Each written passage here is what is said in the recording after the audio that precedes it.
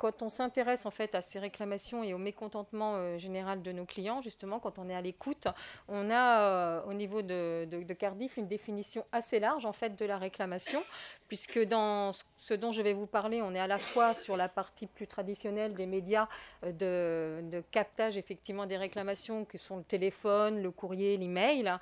On a également, bien sûr, on prend en compte également les posts négatifs que les clients nous adressent sur les réseaux sociaux. Et puis, on va regarder également régulièrement ce qui se passe dans les enquêtes de satisfaction et les verbatims de nos détracteurs. Donc, on a bien un ensemble global de la voix du client dans ces analyses qu'on peut mener.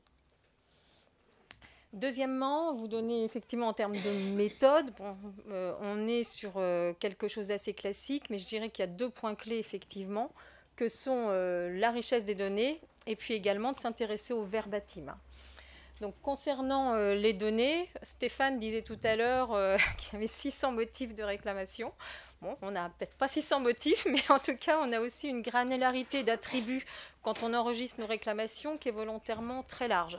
C'est-à-dire que dans notre outil d'enregistrement des réclamations, on va systématiquement les rattacher à un produit, à un parcours, à des reproches et à de nombreux attributs qui nous permettent de constituer une base de données solide et riche qu'on va pouvoir ensuite regarder pour les analyses quantitatives. C'est-à-dire qu'en fait, on va périodiquement analyser cette base de données de façon classique par l'évolution des volumes, que ce soit les volumes en valeur absolue, mais on regarde aussi, on suit régulièrement des ratios, donc on s'intéresse à la valeur relative sur certaines thématiques, et ça nous permet d'identifier justement des signaux faibles ou des choses qu'il faudrait creuser. Et puis ensuite, on va justement compléter ces analyses quantitatives par la lecture systématique de verbatim quand on veut focuser sur une thématique, quand on veut aller plus en profondeur en fait sur l'analyse d'un sujet, soit un sujet d'actualité, soit comme je le disais, un signal faible qui a pu remonter ou quelque chose qui est remonté des équipes et qu'on va vouloir analyser en profondeur.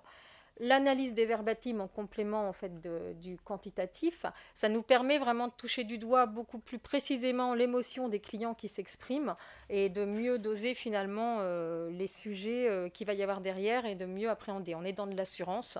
Je vais vous parler d'exemples en assurance de personnes. C'est des sujets qui sont sensibles pour les clients. Et donc effectivement, ensuite, l'objectif de ces analyses, c'est bien sûr de pouvoir les partager avec le reste de l'entreprise. On parlait des directions expérience client avec lesquelles on travaille beaucoup, avec le marketing, on travaille également beaucoup avec eux, et ça doit donner lieu ensuite à des plans d'action. Donc je vais vous expliquer un petit peu concrètement, plus concrètement derrière de quoi il s'agit. Mais bien sûr, on fait des plans d'action, et puis ensuite, on va mesurer. C'est-à-dire que les indicateurs réclamation qui avaient un peu rougi, par exemple, si on parle de ratio en volume qui augmentait sur une thématique, ou d'un signal faible d'une thématique qui prenait beaucoup d'ampleur, on va regarder si les plans d'action qu'on a mis en place permettent d'avancer. Alors, j'ai entendu aussi ce que disait Christophe Benavent, pas trop mesuré, ça m'a rassuré un peu, parce que malgré tout, ces mesures, là encore, on est sur des sujets qui sont dans le long terme en fait.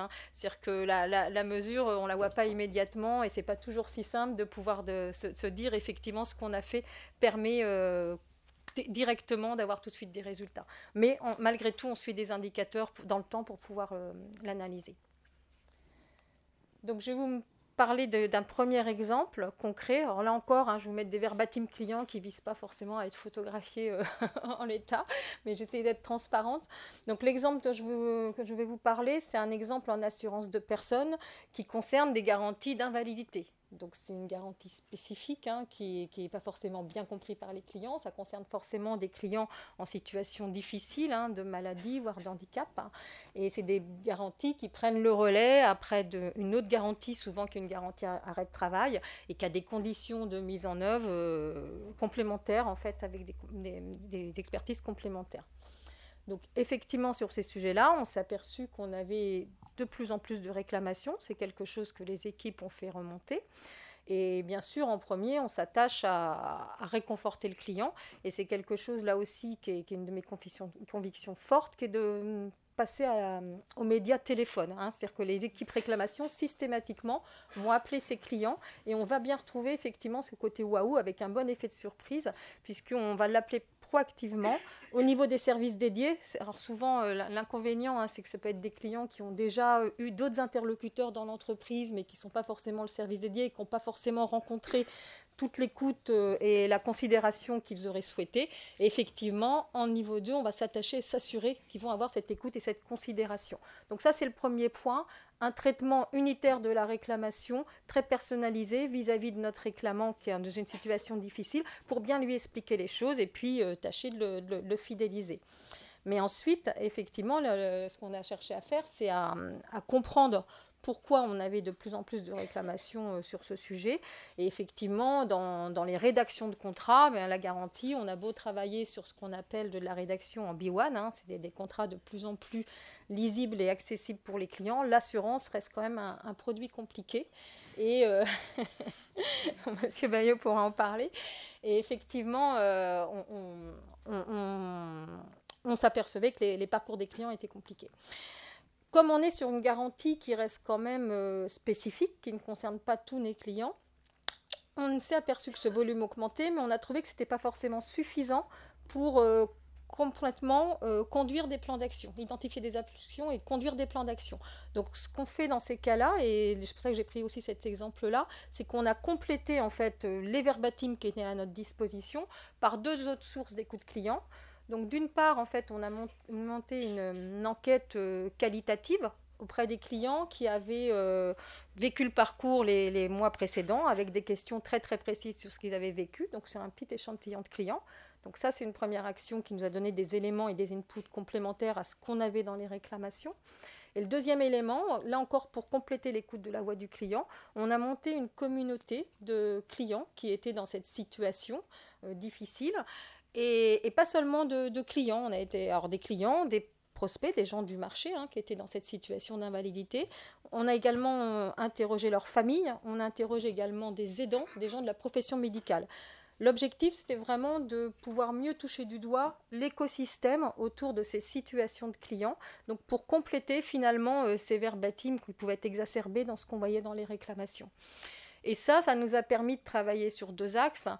Un axe court terme qui aujourd'hui est déployé, est en œuvre et qui nous a permis en fait de refondre vraiment le discours et de retoucher aussi les courriers qu'on peut adresser dans le cadre du parcours du client qui est expertisé, parce que c'est souvent des clients qui ont besoin d'expertise médicale complémentaire qui sont dans cette situation. Donc ça, c'est en place et on commence à voir les premiers bénéfices effectivement en termes de retour client. Et puis, si on parle d'innovation, l'objectif, c'est qu'actuellement, les équipes marketing, les équipes expérience client travaillent sur une refonte complète de l'appréhension de cette situation pour vraiment avoir une garantie invalidité qui fonctionne différemment. Voilà, je ne vais pas vous donner tous les éléments, mais l'idée, c'est bien de pouvoir innover sur ce domaine, faire quelque chose de différenciant et qui corresponde mieux à ce qu'attendent les clients. Donc ça, on est bien parti des réclamations au départ pour arriver à quelque chose, effectivement, aujourd'hui d'amélioration. Le deuxième exemple concret, j'en ai pris 2. On est aussi sur l'assurance de personnes au niveau de l'assurance des emprunteurs. Je vais passer un petit peu plus vite parce que vous allez retrouver la mécanique. Là, finalement, c'était plutôt la source a plutôt été un signal faible, c'est-à-dire qu'on suit nos KPI de volume sur des thématiques et on s'est aperçu effectivement que les sujets de surprime médicale lors de l'adhésion à un contrat d'assurance des emprunteurs, en fait, ce sont des cas où le client peut avoir eu une pathologie dans le passé qui nous amène à lui proposer une assurance mais avec une prime un peu plus chère que la prime mutualisée. Donc ces sujets de surprime, en fait, étaient en train de remonter dans notre top 5 des reproches. Voilà, on suit le top 5 des reproches et puis celui-ci était en train d'émerger. Donc on a voulu vraiment s'intéresser à ça, voir comprendre pourquoi.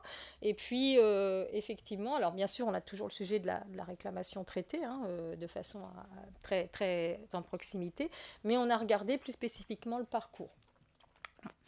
On retrouve des choses assez classiques hein, de manque de pédagogie en assurance, ça rejoint un peu ce que je vous avais dit en premier, et puis sûrement de l'exigence client de plus en plus importante, ce qui est très bien, ce qui nous challenge sur ces sujets-là, avec les différentes législations qui ont amené les clients finalement à pouvoir être beaucoup plus libres dans le choix de leur assurance des emprunteurs. Donc on s'est dit qu'il fallait là aussi qu'on change un peu les choses dans ces parcours. La différence avec le premier cas, c'est que dans ce cas-là, on avait suffisamment de verbatim à disposition. C'est-à-dire que quand on a regardé ce qui remontait des réclamations, complété des verbatim des enquêtes de satisfaction post-parcours adhésion, donc là aussi on avait des verbatim, on avait finalement une analyse suffisamment étoffée qui nous a permis de ne pas forcément compléter d'autres éléments. Et ça, avec l'expérience client, là encore on a travaillé avec les équipes de gestion et l'idée a été de dire il faut mieux accompagner nos clients dans ces situations. Quand on parle de situation, là encore, il y a des enjeux de secret médical derrière l'accompagnement de ces clients, et ce qui fait que finalement le courrier n'était pas toujours adapté pour donner finalement toute la pédagogie qui va bien. Et on est en train de construire en fait une hotline spécifique, habilitée à gérer effectivement tous ces aspects de secret médical pour mieux accompagner le client au moment de cette adhésion. Donc là, on est sur un fonctionnement pilote. L'idée, c'est de généraliser. Mais c'était aussi le signal faible, finalement, des détracteurs et des réclamations qui nous a permis d'identifier cette piste d'action. Donc ça, c'était par rapport aux exemples, 2 exemples concrets, effectivement, d'exploitation, la méthode, les exemples. En complément, en fait, de ces analyses périodiques, il nous paraît très important de faire de la communication interne et finalement de sensibiliser en interne. Comme j'ai mis, c'est communiquer pour influencer. Et j'ai cité, la bonne pratique, c'est de communiquer, mais finalement, il y en a 2. Aujourd'hui, 2 exemples de bonne pratique. Le premier, c'est depuis maintenant 2 ou 3 ans, en fait, on tient un comité périodique qui s'appelle Comité Réclamation et Amélioration, un comité périodique bimestriel, donc qui a lieu 5 ou 6 fois dans l'année, et dans lequel en fait on rassemble l'ensemble des métiers de l'entreprise et des managers décideurs de l'entreprise pour justement partager à la fois des éléments de volume, d'évolution, de thématiques de reproches, de verbatim, on y tient toujours beaucoup à leur donner à cette occasion du verbatim, et puis c'est là où on va présenter des focus spécifiques sur des thématiques. Dans ce comité, on a systématiquement 2 membres du COMEX de Cardiff France, et également on a une vingtaine de managers décideurs, c'est-à-dire qu'on va avoir les responsables de la gestion, du marketing, du commerce, en passant par la relation client, le juridique, la conformité, donc une représentativité très large. Et ce comité a un grand succès, c'est-à-dire qu'on s'aperçoit qu'on a un taux de présence de 100% systématiquement. On a des personnes qui ne sont pas dans le cercle des invités et qui nous demandent de pouvoir rentrer. Et on a toujours des échanges assez intéressants autour de la table. L'objectif n'est pas tant de décider en séance, c'est-à-dire qu'en fait, il nous arrive de pouvoir essayer de pousser des décisions, mais souvent, c'est forcément des sujets qui bousculent, qui sont un peu des points durs. Donc, c'est pour ça que je dis que l'objectif, c'est d'influencer. On avait une dernière convention, il y avait un intervenant qui nous a parlé du nudge, et moi, ma responsable dit souvent, en fait, on fait du nudge dans l'entreprise autour des réclamations. Et c'est exactement ça. L'idée, c'est que dans leur quotidien, quand ils sortent de ce comité, finalement, on contribue, parce que ce n'est pas la seule action, on contribue à les aider à penser différemment et à se rappeler quand même de verbatim ou de choses qu'on leur a citées. Et ça va les amener, on l'espère, à décider différemment dans la construction. Donc ça, c'est effectivement une bonne pratique qui s'adresse plutôt au management. Maintenant, on a également, bien sûr, quelque chose qui s'adresse à l'ensemble des collaborateurs. Et on a, par exemple, un bilan annuel qui nous permet là aussi de diffuser de façon visuelle, pédagogique, avec des supports digitaux et papier, comme ça, il y en a pour tous les goûts. Un bilan qui reprend quelques chiffres clés. Alors, ce n'est pas un pavé, volontairement, c'est un 4-5 pages. Quelques chiffres clés, des éléments de volume, les reproches. Et puis, on va regarder, là encore, on met systématiquement du verbatim. Et puis, on va éclairer sur, justement, des choses qui ont été faites à travers l'analyse des réclamations, en citant des exemples d'amélioration suite aux réclamations. Et ça, c'est destiné aussi bien aux gestionnaires, aux conseillers à distance sur les SAV, qu'à l'informatique, et ça monte également dans les strates managériales jusqu'au COMEX. Donc voilà, on pense qu'avec ça, on a un dispositif qui permet, bon an, mal an, de bien faire contribuer à transformer le pépin en pépite. Merci beaucoup, Emmanuelle.